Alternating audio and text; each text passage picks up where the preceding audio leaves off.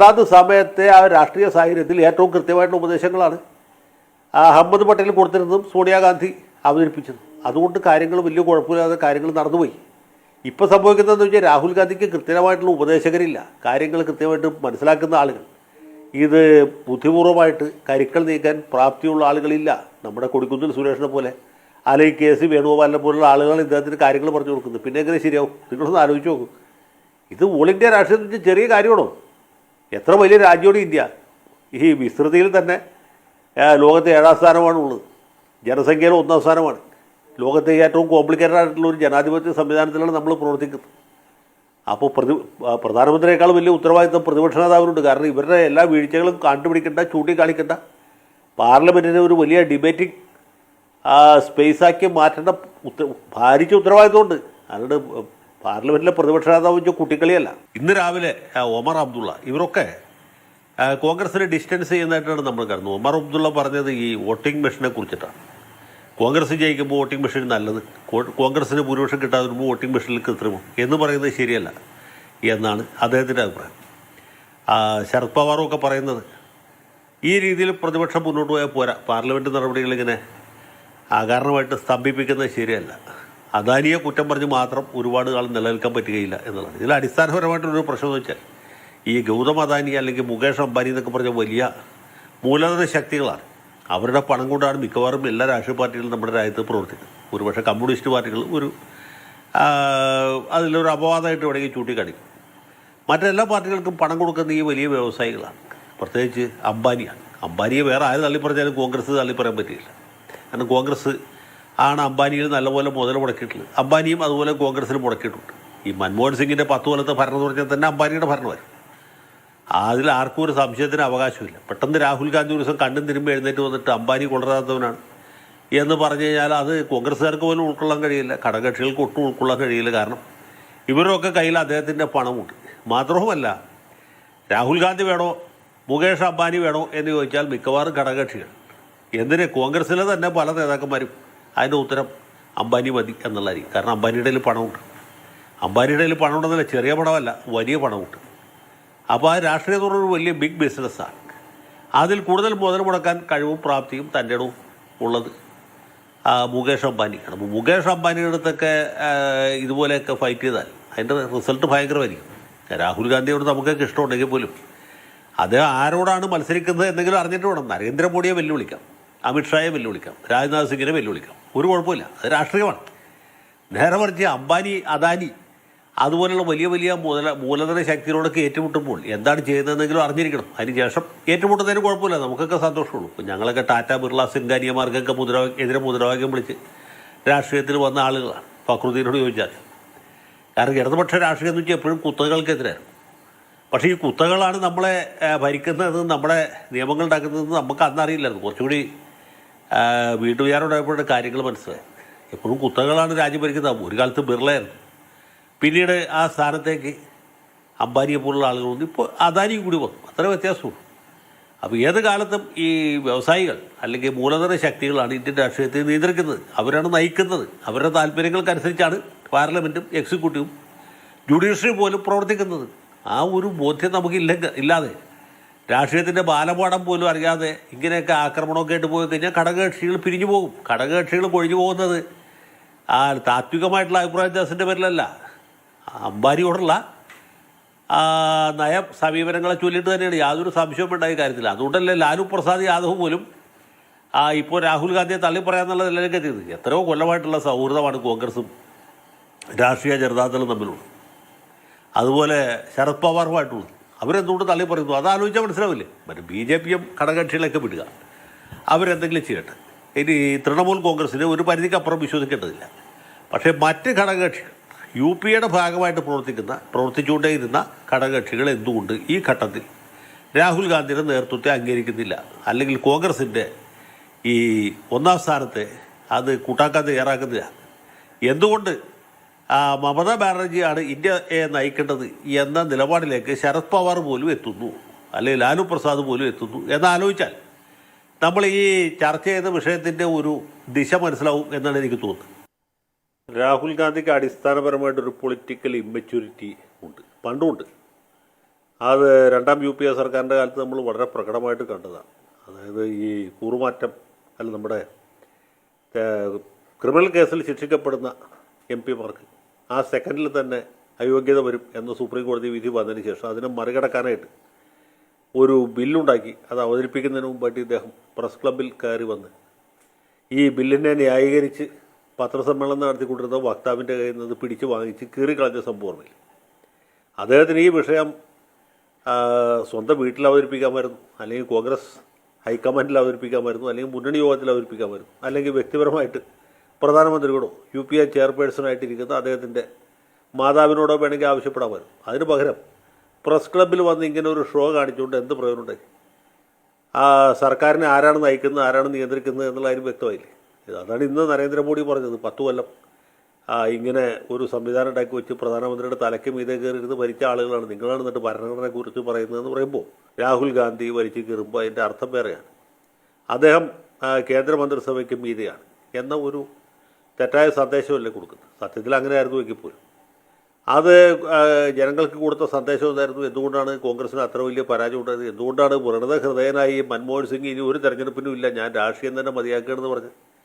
അതിൻ്റെയൊക്കെ അർത്ഥം വളരെ വ്യക്തമല്ലേ? അത്രയും വേദനിച്ചിട്ടാണ് അദ്ദേഹം അവിടെ ഇറങ്ങിപ്പോയത്. അത്ര വലിയ പാപമൊന്നും മൻമോഹൻ സിംഗ് ചെയ്തിട്ടുണ്ടെന്ന് എനിക്ക് അഭിപ്രായമില്ല. ഞാൻ പറഞ്ഞത് ഈ ഒരു ഇമ്മച്യൂരിറ്റി 10 കൊല്ലം മുമ്പ് അദ്ദേഹം കാണിച്ചാൽ നമുക്ക് മനസ്സിലാക്കാം. അത് ഒരു അപക്വ യുവാവ്, എറോ യൂത്ത് എന്ന് പറയാം. ഇന്നിപ്പോൾ അദ്ദേഹത്തിൻ്റെ സ്റ്റേച്ചർ അതല്ലോ, അത് ഇന്ത്യൻ പാർലമെൻറ്റിൽ പ്രതിപക്ഷ നേതാവല്ലേ. അപ്പോൾ അദ്ദേഹം അതിന് സ്റ്റിൽ ഉത്തരവാദിത്തോടെ പെരുമാറണം. മാത്രമല്ല ഈ പാർലമെൻ്റ് എന്നൊക്കെ പറഞ്ഞാൽ കളിതമാശയ്ക്കുള്ള സ്ഥലമല്ല. കാര്യങ്ങൾ കൃത്യമായിട്ട് പഠിച്ച് വ്യക്തമായിട്ട് അവതരിപ്പിക്കാൻ കഴിവുള്ള ആളുകളുടെ ഒരു വലിയ വ്യൂഹം തന്നെ അദ്ദേഹം സൃഷ്ടിക്കേണ്ടതാണ്.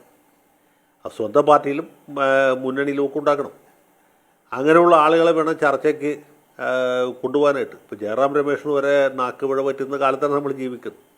അപ്പോൾ ഇങ്ങനെ ഉള്ള ആളുകൾക്ക് പകരം ശക്തരായ പാർലമെൻറ്റേറിയന്മാരുടെ ഒരു വ്യൂഹത്തെ അദ്ദേഹം ഉണ്ടാക്കിയെടുക്കണം. രാജ്യസഭയിലും വേണം, ലോക്സഭയിലും വേണം. മാത്രമല്ല അദ്ദേഹം തന്നെ മാതൃകാപരമായ രീതിയിൽ പെരുമാറാനും കൃത്യമായിട്ട് കാര്യങ്ങൾ അവതരിപ്പിക്കാനും പഠിക്കണം. അതിനൊന്നും ഇനി കാത്തിരിക്കാൻ പറ്റുകയില്ല. അദ്ദേഹത്തിന് ഇപ്പോൾ ആ കാലമൊക്കെ പ്രായമൊക്കെ കഴിഞ്ഞു. പഴയ രാഹുൽ ഗാന്ധി അല്ലല്ലോ ഇപ്പോഴത്തെ രാഹുൽ ഗാന്ധി. ഇപ്പോൾ അദ്ദേഹത്തിൻ്റെ ആ സ്റ്റേച്ചർ മാറി. അപ്പോൾ ആ രീതിയിലൊരു ഇമ്പ്രൂവ്മെൻറ്റ് അദ്ദേഹത്തിൻ്റെ ഭാഗത്ത് ഉണ്ടാകുന്നില്ല. മാത്രമല്ല എതിർഭാഗത്ത് നിൽക്കുന്ന ആൾക്കാർ ചില്ലറക്കാരൊന്നുമല്ല.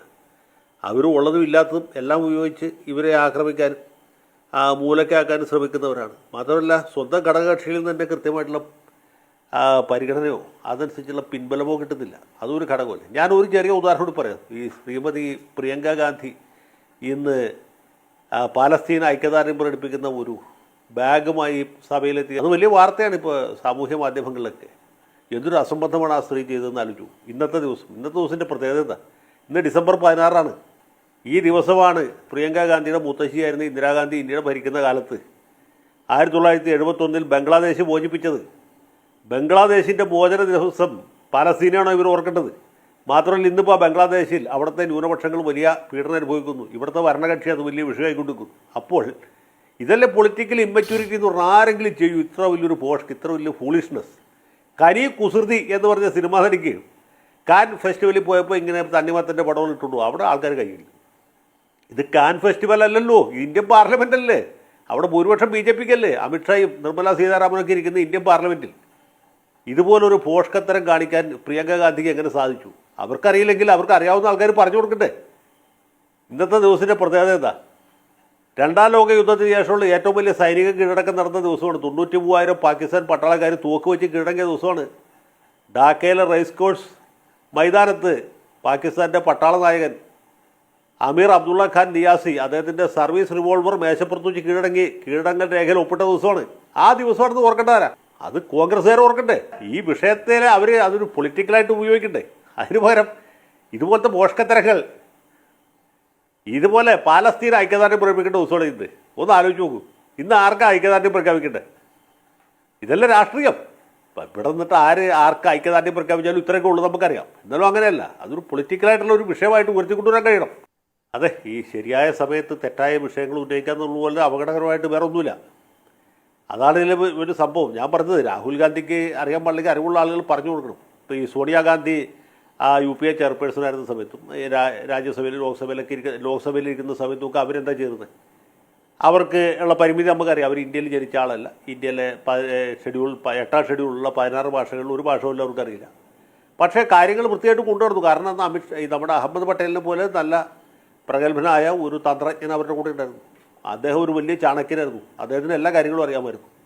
ഇന്ത്യയിൽ എത്ര സംസ്ഥാനമുണ്ടെന്നും എത്ര ഭാഷകളുണ്ടെന്നും അവിടെ എത്ര കോൺഗ്രസ്സുകാരുണ്ടെന്നും ഓരോ നേതാവിനും എത്ര വോട്ട് പിടിക്കാൻ കഴിവുണ്ടെന്നും ഏതൊക്കെ പാർട്ടികളുമായിട്ട് എപ്പോൾ സഖ്യം ചെയ്യുന്നു നോക്കുക അഹമ്മദ് പട്ടേലിന് അറിയായിരുന്നു. അദ്ദേഹം കൃത്യമായിട്ടുള്ള ഉപദേശം സോണിയാഗാന്ധിക്ക് കൊടുക്കും. സോണിയാഗാന്ധി ആ അഭിപ്രായങ്ങൾ അദ്ദേഹത്തിൻ്റെ ഉപദേശം ഇവരുടെ തീരുമാനമായിട്ട് അവതരിപ്പിക്കുകയും ചെയ്യുമായിരുന്നു. അതാത് സമയത്തെ ആ രാഷ്ട്രീയ സാഹചര്യത്തിൽ ഏറ്റവും കൃത്യമായിട്ടുള്ള ഉപദേശങ്ങളാണ് അഹമ്മദ് പട്ടേൽ കൊടുത്തിരുന്നതും സോണിയാഗാന്ധി അവതരിപ്പിച്ചതും. അതുകൊണ്ട് കാര്യങ്ങൾ വലിയ കുഴപ്പമില്ലാതെ കാര്യങ്ങൾ നടന്നുപോയി. ഇപ്പോൾ സംഭവിക്കുന്നതെന്ന് വെച്ചാൽ രാഹുൽ ഗാന്ധിക്ക് കൃത്യമായിട്ടുള്ള ഉപദേശകരില്ല, കാര്യങ്ങൾ കൃത്യമായിട്ട് മനസ്സിലാക്കുന്ന ആളുകൾ. ഇത് ബുദ്ധിപൂർവ്വമായിട്ട് കരുക്കൾ നീക്കാൻ പ്രാപ്തിയുള്ള ആളുകളില്ല. നമ്മുടെ കൊടിക്കുന്നിൽ സുരേഷിനെ പോലെ അല്ലെങ്കിൽ കെ സി വേണുഗോപാലിനെ പോലുള്ള ആളുകൾ ഇദ്ദേഹത്തിന് കാര്യങ്ങൾ പറഞ്ഞു കൊടുക്കുന്നത്. പിന്നെ എങ്ങനെ ശരിയാവും? നിങ്ങളൊന്ന് ആലോചിച്ച് നോക്കും. ഇത് ഓൾ ഇന്ത്യ രാഷ്ട്രീയത്തിൽ വെച്ച് ചെറിയ കാര്യമാണോ? എത്ര വലിയ രാജ്യമാണ് ഇന്ത്യ. ഈ വിസ്തൃതിയിൽ തന്നെ ലോകത്തെ 7ാം സ്ഥാനമാണുള്ളത്. ജനസംഖ്യയിൽ 1ാം സ്ഥാനമാണ്. ലോകത്തെ ഏറ്റവും കോംപ്ലിക്കേറ്റഡ് ആയിട്ടുള്ള ഒരു ജനാധിപത്യ സംവിധാനത്തിലാണ് നമ്മൾ പ്രവർത്തിക്കുന്നത്.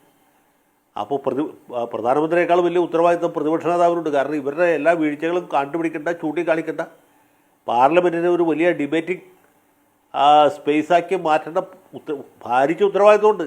അതുകൊണ്ട് പാർലമെൻറ്റിലെ പ്രതിപക്ഷ നേതാവ് വെച്ചാൽ കുട്ടിക്കളിയല്ല, വലിയ ഉത്തരവാദിത്വമാണ്. ആ ഉത്തരവാദിത്വം ഏറ്റെടുക്കുന്നതിന് രാഹുൽ ഗാന്ധിക്ക് സാധിക്കുന്നുണ്ടോ? അതാണ് ഒരു ചോദ്യം. രണ്ടാമത്, കൂടെ നിൽക്കുന്ന പാർട്ടികളുടെ തന്നെ അവരെ ഏകോപിപ്പിക്കാനും ഇതിനെ ഒരു പൊതുവായ വേദിയാക്കി മാറ്റാനും. ഇപ്പോൾ ഭരണപക്ഷത്തെ കുറ്റപ്പെടുത്തേണ്ടത് കോൺഗ്രസിൻ്റെ മാത്രം ഉത്തരവാദിത്വമല്ല, പ്രാദേശിക പാർട്ടികൾക്കും ഉത്തരവാദിത്വമുണ്ട്. CPM-നും CPI-ക്കും ഉത്തരവാദിത്വമുണ്ട്. തൃണമൂൽ കോൺഗ്രസിനും രാഷ്ട്രീയ ജനതാദളിനുണ്ട്. അവരെല്ലാം യോജിപ്പിച്ച് നിർത്തണ്ടേ? അതിപ്പോൾ കോൺഗ്രസ് മെമ്പർമാരെ ഇറങ്ങി പോകുമ്പോൾ മറ്റ് മെമ്പർമാരെ ഇറങ്ങി പോകുന്നില്ല എന്ന് വെച്ചാൽ അതിൻ്റെ അർത്ഥം എന്താ? അത് വളരെ പ്രധാനപ്പെട്ട വളരെ അപകടകരമായ ഒരവസ്ഥയിലേക്കാണ് പോകുന്നത്. പ്രതിഷേധം കോൺഗ്രസ്സിന് മാത്രമേ ഉള്ളൂ, മറ്റ് പാർട്ടികൾക്ക് ഇല്ല എന്നുള്ളത് പകൽ പോലെ വ്യക്തമായില്ലേ? അവിടെ YSR കോൺഗ്രസ് ഇറങ്ങിപ്പോയില്ലെങ്കിൽ നമുക്ക് മനസ്സിലാക്കാം. അല്ലെങ്കിൽ തെലുങ്ക് ദേശം അങ്ങനത്തെ പാർട്ടികൾ, ബിജു ജനതാദൾ ഇറങ്ങിപ്പോയില്ലെങ്കിൽ മനസ്സിലാക്കാം. അവർ ഈ മുന്നണിയിലുള്ളവരെ അവരിതുമായിട്ട് യോജിച്ച് നിൽക്കാത്തവർ.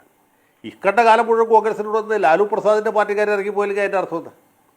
തൃണമൂൽ കോൺഗ്രസ് ഇറങ്ങിപ്പോയില്ലെങ്കിലും മനസ്സിലാക്കാം. ലാലു പ്രസാദിൻ്റെ പാർട്ടി അല്ലെങ്കിൽ ശരത് പവാറിൻ്റെ NCP ഇറങ്ങിപ്പോയില്ല എന്ന് വെച്ചാൽ അതിൻ്റെ അർത്ഥം ഈ UPA സഖ്യം തന്നെ തകർന്നു, അവർക്ക് ദിശാബോധം നഷ്ടപ്പെട്ടു എന്നുള്ളതാണ്. അപ്പോൾ ആ ഒരു സാഹചര്യം ഇല്ലാതാക്കാനായിട്ട് കാര്യങ്ങൾ കൃത്യമായിട്ട്, രാഷ്ട്രീയം കൃത്യമായിട്ട് മനസ്സിലാക്കുകയും ഉന്നയിക്കേണ്ട വേദികൾ കൃത്യമായിട്ട് വിഷയങ്ങൾ ഉന്നയിക്കുകയും ചെയ്തില്ലെങ്കിൽ ഇത് പരിതാപകരമാവും. പക്ഷേ ഇത് പാർലമെൻറ്റിലെ കാര്യമാണ്. ഇനിയിപ്പോൾ വരുന്ന നിയമസഭാ തെരഞ്ഞെടുപ്പുകളിലൊക്കെ എന്തായിരിക്കും പാർട്ടിയുടെ അവസ്ഥ? അതാണ് നമ്മൾ പ്രധാനമായിട്ടും നോക്കേണ്ടത് എന്നെനിക്ക് തോന്നുന്നു.